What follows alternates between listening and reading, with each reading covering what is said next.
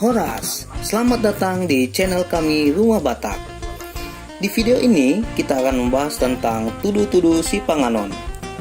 Namun sebelum mulai, mohon di subscribe, like, dan share video ini agar lebih banyak bermanfaat untuk seputar pengetahuan kita tentang adat istiadat Batak. Budaya Batak memang cukup unik dan rumit jika kita tidak memahaminya, terutama Batak Toba. Misalnya, pada pesta adat ataupun acara adat, yaitu menyiapkan adanya simbol yang disebut dengan tudu-tudu si Panganon. Pada umumnya, tudu-tudu si Panganon diambil dari bagian-bagian tertentu pada hewan yang disembelih seperti sapi, kerbau, atau babi.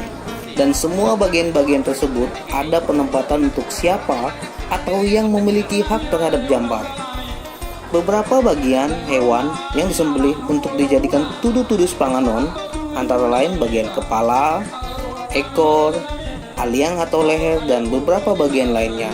Lalu disusun rapi dalam sebuah wadah dan diletakkan di tengah-tengah para undangan. Selanjutnya, suhud sebutan untuk yang membuat pesta akan menyampaikan sepatah dua patah kata kepada hula-hulanya atau paman, keluarga dari pihak istri, di depan para undangan. Selanjutnya menyerahkan bersama-sama dan bersentuhan atau memegang makanan tersebut. Pasahakon tudu-tudu si Panganon, tuhamu raja kami. Saya miyama tudu-tudu panglebe, tudu-tudu panglebe raja kami dihita. Agar orang nani mah raja kami, siti di siapa, orang-orang pengarau.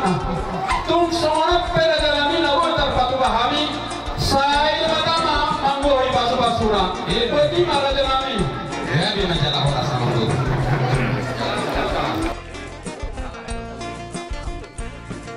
Setelah itu, tudu-tudu si Panganon tersebut akan dibagi menurut aturannya.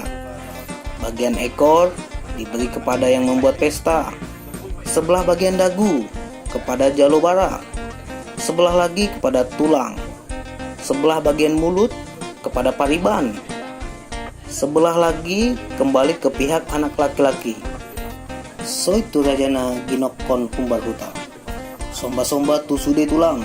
Selanjutnya akan diberikan kepada famili terdekat dan semua para undangan. Pembagian tudu-tudu si Panganon ini dilakukan sebagai simbol kebersamaan dan saling menghormati serta menunjukkan rasa kasih sayang antar sesama keluarga.